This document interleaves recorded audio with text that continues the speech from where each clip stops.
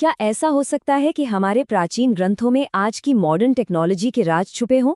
चलिए, आज ऋग्वेद के एक भाष्य को खंगालते हैं और देखते हैं कि इसमें विज्ञान से जुड़ी कौन सी हैरान करने वाली बातें सामने आती हैं। जब हमने इस हिंदी भाष्य को पढ़ा तो कुछ ऐसे दावे सामने आए जो सच कहूं तो चौंकाने वाले थे। ये प्राचीन श्लोकों को सीधे सीधे आज के विज्ञान से जोड़ते हैं। तो सवाल यही उठता है कि क्या ये मुमकिन है?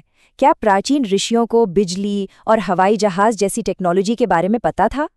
अच्छा, अब इन बड़े बड़े दावों की जड़ तक पहुंचने के लिए पहले हमें उस बुनियाद को समझना होगा जिस पर ये पूरी सोच टिकी हुई है। तो चलिए शुरुआत करते हैं सबसे बेसिक कॉन्सेप्ट से। ईश्वर की प्रकृति क्या है?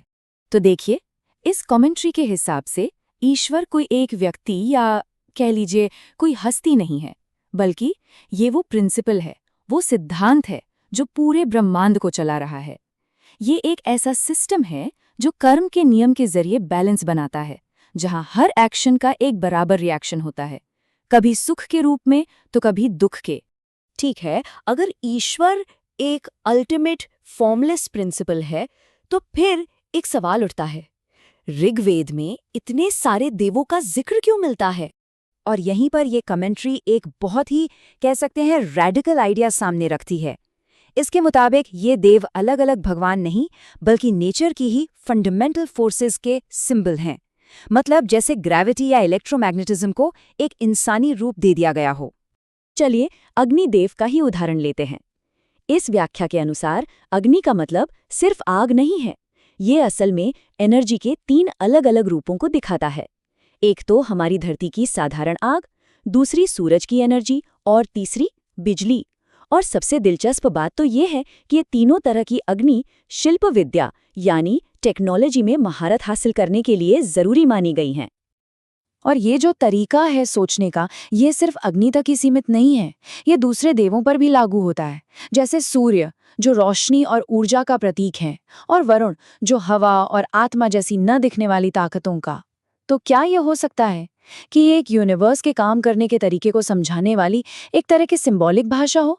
ठीक है, तो यूनिवर्स को सिंबल्स के जरिए समझ लिया, लेकिन इसका हम इंसानों के लिए क्या मतलब है? ये सब हमारी जिंदगी पर कैसे लागू होता है? चलिए अब इसे देखते हैं। तो ये जो सोर्स है, ये इंसानियत के लिए एक बड़ा ही साफ रास्ता बताता है। 3 स्टेप्स का एक सफर, अंधेरे से उजाले की तरफ। ये एक तरह का कॉल टू एक्शन है। अज्ञान और अधर्म को छोड़ो और ज्ञान और धर्म की जिंदगी को अपनाओ। मतलब साफ है, असली आध्यात्मिक शांति सिर्फ बैठकर विश्वास करने से नहीं मिलती। इसके लिए ज्ञान को एक्टिवली खोजना होगा और एक सही नैतिक जिंदगी जीनी होगी। पर सवाल वही है कि ये ज्ञान आखिर हमें ले कहाँ जाता है? और बस यहीं पर ये भाष्य हमें अपने सबसे हैरान कर देने वाले दावे पर लेकर आता है। वो ये कि ज्ञान की ये खोज सिर्फ फिलॉसफी तक ही सीमित नहीं थी, बल्कि इसका मानना है कि इसी खोज से प्रैक्टिकल साइंस और टेक्नोलॉजी का जन्म हुआ, जिसे शिल्प विद्या कहा गया। जरा सोचिए, ये कितना बड़ा विचार है कि वेदों में सिर्फ आध्यात्मिक बातें नहीं बल्कि एडवांस्ड इंजीनियरिंग के ब्लूप्रिंट्स भी हो सकते हैं।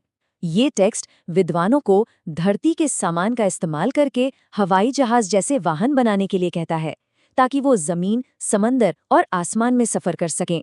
उस जमाने के हिसाब से ये एक अविश्वसनीय रूप से एडवांस्ड कॉन्सेप्ट है। और बात सिर्फ ट्रांसपोर्ट तक ही खत्म नहीं होती है। ये भाष्य तो इशारा करता है कि उस समय फिजिक्स, मैकेनिक्स और यहाँ तक कि मेडिसिन की भी गहरी समझ थी, जिसमें जड़ी बूटियों का ज्ञान भी शामिल था। ये बताता है कि वैदिक ज्ञान एक कंप्लीट सिस्टम था जिसमें जिंदगी के हर पहलू को कवर किया गया था। लेकिन एक मिनट, ये सारी एडवांस्ड टेक्नोलॉजी, ये सारा ज्ञान, इसका असल में फायदा ही क्या अगर इससे एक बेहतर समाज न बन पाए? और ये हमें अपने आखिरी और शायद सबसे जरूरी सवाल पर ले आता है, एक खुशहाल जीवन का राज क्या है? इस भाष्य को देखें तो जवाब हैरान करने वाला लेकिन बहुत ही सीधा साधा है।